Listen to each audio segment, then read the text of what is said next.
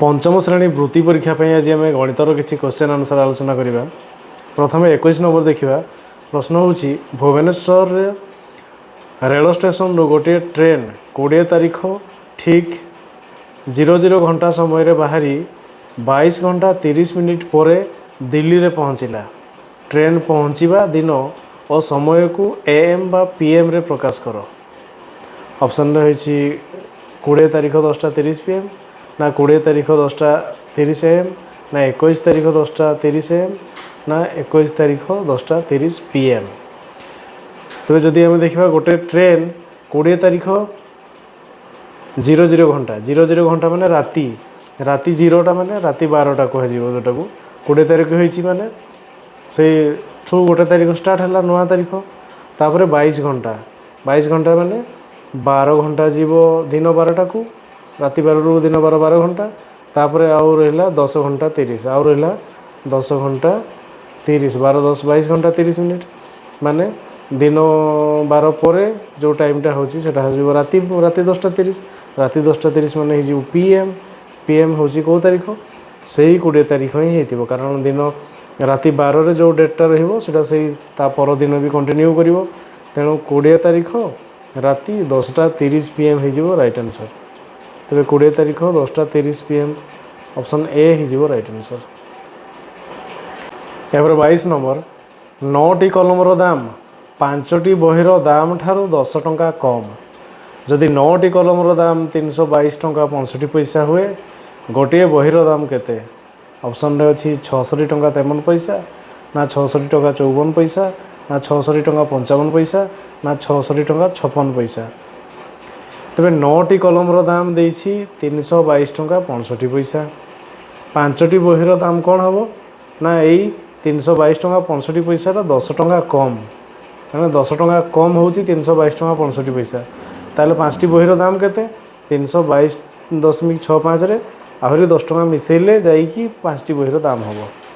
तेरे 5टी बहिर दाम केते हो 5टी बहिर दाम हो 322 रे 10 मिसेबा 332.65 332.65 यहाँ हूँ 5टी बहिर दाम सागर सामान। तेरे गोटे बहिर दाम केमती पाइबा हरण करवा 5 6 हो 30 है 3 32 5 6 पुणी 30 तापर ओल्ह तापर 2 2 हेले ओल्ह 6 हो 26 10 मिनट पड़ जाव 26 हेले 5 5 5 5 हो 25 पुणी हम 26 रू 5 गले 1 आउ 5 है 15 5 3 15 5 3 15 66 टंका 53 पैसा 66 टंका 53 पैसा ऑप्शन ए हो राइट आंसर।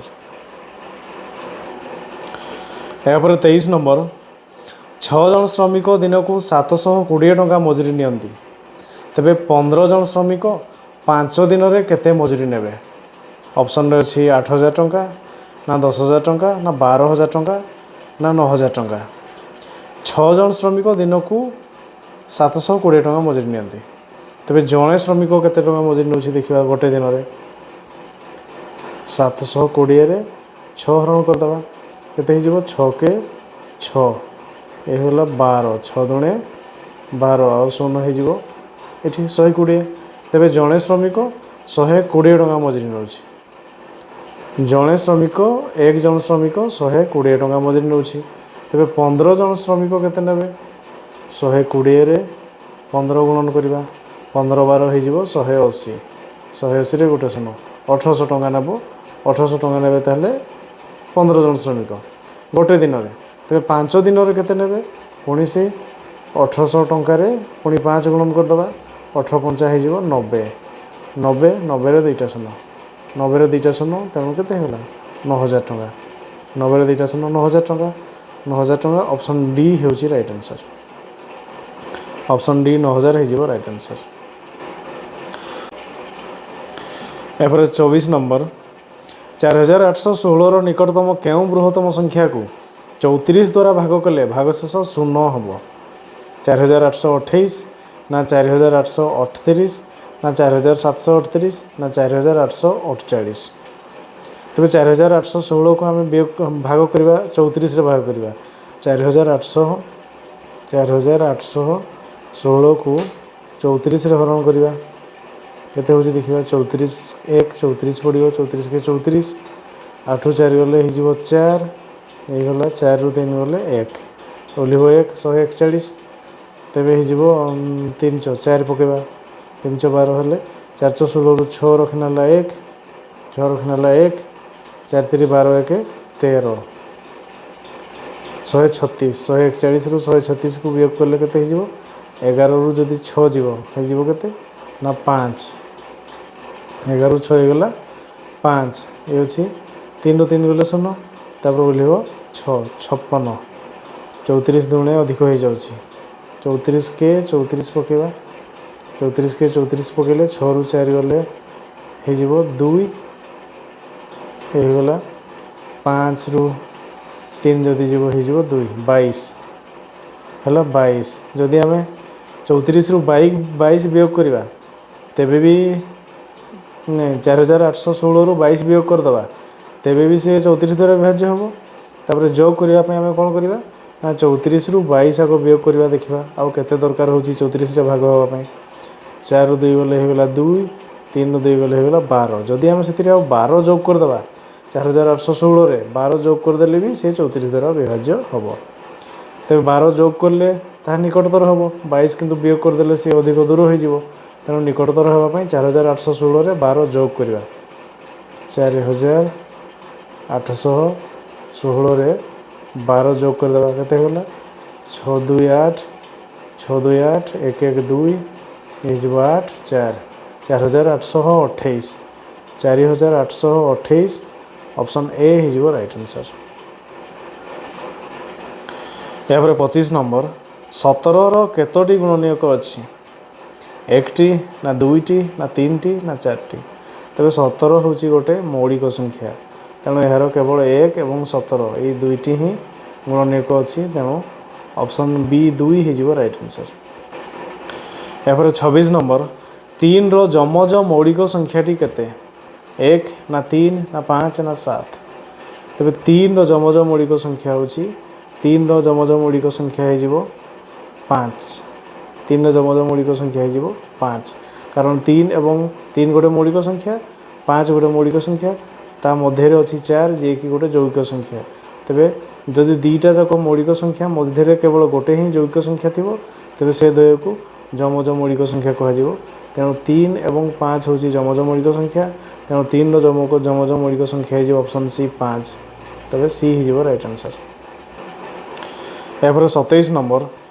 ए परिबा दुकान रु 700 ग्राम पटल आनिबा को चाहिला दुकानी पाखरे केवल अध किलो बटकरा थिला ए केते अध किलो पटल आनिले से चाहुथिबा परिमाण रो खूब पाखापाखि हेबो ऑप्शन अछि 1 ना 2 ना 3 ना 4 तबे ए परिबा दुकान रु 700 ग्राम आनिबा पई चाहुथिला किंतु दुकानी पाखरे अध किलो माने 500 ग्राम रो बटकरा ही थिला जदि थरे आनिबो ए ताले 500 पाइबो जदि दुई थर आनिबो ताले केते हिजिबो 1000 आनिबो ताले 1000 किंतु से आनिबा पई चाहुची केते 700 से आनिबा पई चाहुची 700 जदि से थरे आनिबो ताले 500 नेबो माने से आहुरी 200 पाइबो नाही जदि दुई थर आनिबो ताले से 1000 नै आसीबो तबे से केते अधिक नै आसीला 300 अधिक नै आसीबो कारण 700 रु से 700 आनिबा पई चाहुथिला से यदि 500 आनिबो ताले आ तार 200 होबो नाही यदि से 1000 आनिबो तबे तार 300 होबो